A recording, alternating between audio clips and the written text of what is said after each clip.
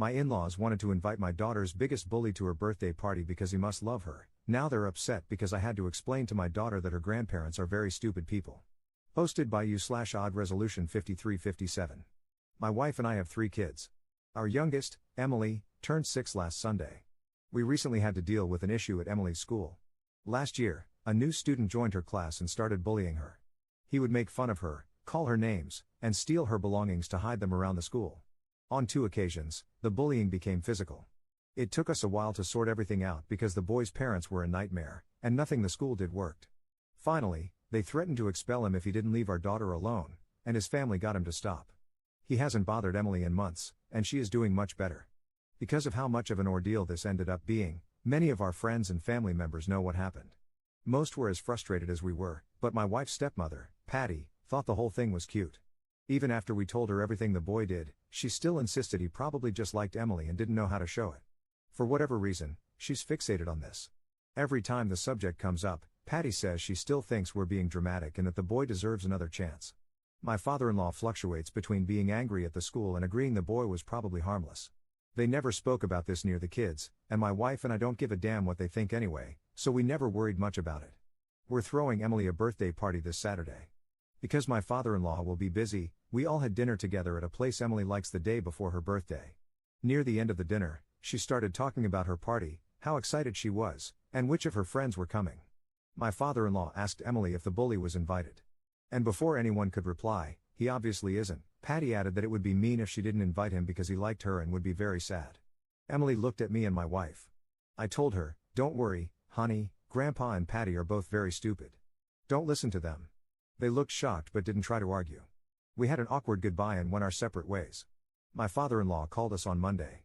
He apologized for what he and Patty said but told us he expected me to apologize as well. He said that I crossed a line by insulting him and his wife in front of his grandchildren. My wife and I have been on the same page throughout all this. But yesterday, she told me she was starting to wonder whether it wouldn't have been better to deal with this privately, especially since we don't like insulting people in front of the kids. Am I the jerk for telling my daughter that my in-laws are stupid? Top/relevant comments. Commenter. There was probably no other way to make your mother-in-law shut up, so not the jerk. What I find disturbing is that your mother-in-law prioritizes a bully over her own grandchild. Since when is bullying a sign of affection?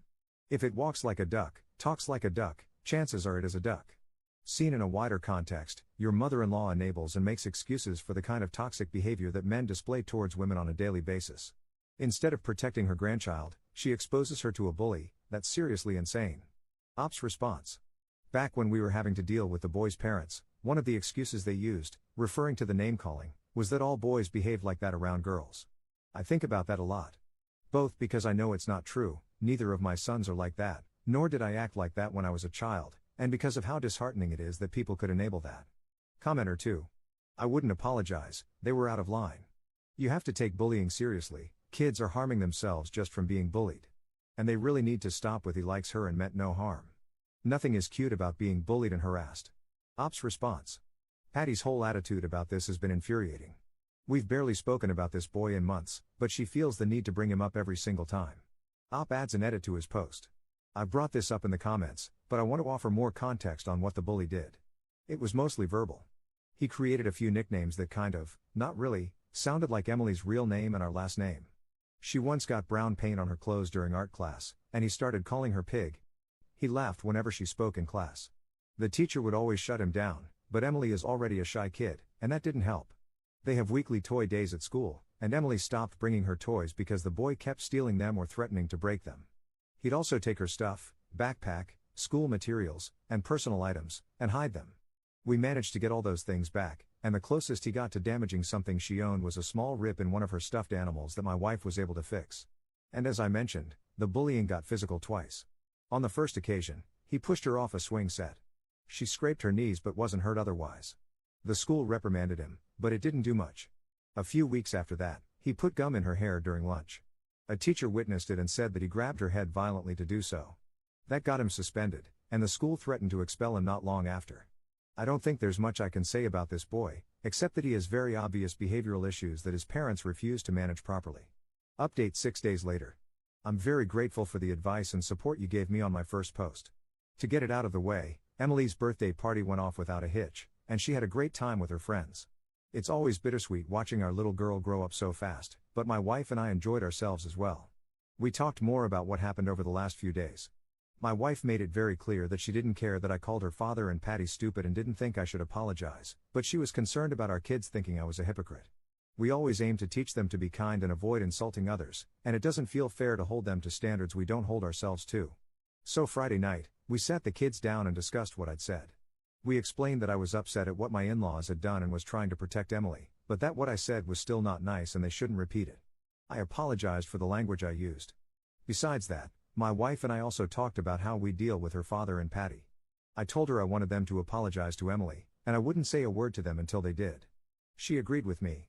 After the party, she texted her father the following, this is a translation. The party went well. About what happened at Emily's birthday dinner, Op will not apologize. Patty has no right to tell our daughter how she should feel about the boy who made her life hell for months, and neither do you. I'll call you tomorrow and you'll apologize to your granddaughter. If your wife wants to continue being a part of the children's lives, she will too. And if she mentions that boy again, I'll have to seriously rethink the role we're letting her have here. This isn't up for discussion. She showed me the text before sending it, but I agreed with pretty much everything. They had a short fight about it, but he agreed in the end. I offered to apologize to keep the peace, and my wife told me not to. Both my father-in-law and Patty finally apologized to Emily on Sunday. We're not confident about Patty, but my father-in-law seems sincere. Either way, we've decided to loosen our ties with my wife's stepmother for a while. We're still working everything out, but we'll see her less until at least my eldest son's birthday, October. I have no doubts my father-in-law loves my children, but he's a very strange guy. He was overprotective of his daughters throughout their youth, but frequently tells us we're dramatic when it comes to our kids.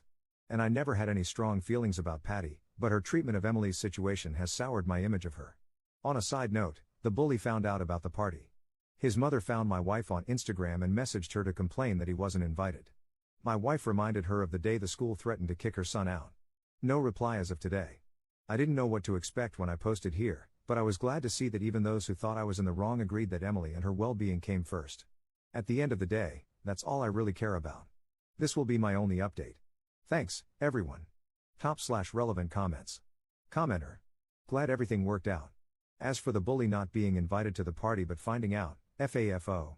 Maybe if his parents didn't raise him to be mean to other kids, it wouldn't be an issue. Op's response. His parents enabled and found excuses for everything he did up until the consequences got too severe. The one time my daughter physically defended herself and the few times my sons yelled at him to defend her were upsetting to them.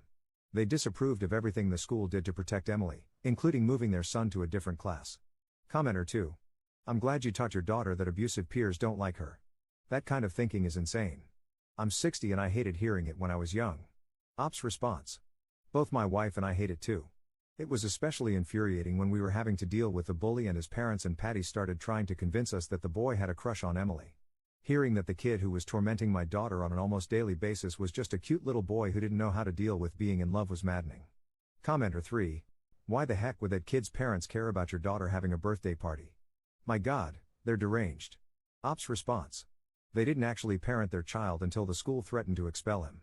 Their reaction does not surprise me. My wife showed me the mother's text. She essentially said it wasn't fair to exclude her son and gave some of the same excuses for his behavior she had given during our meetings at the school.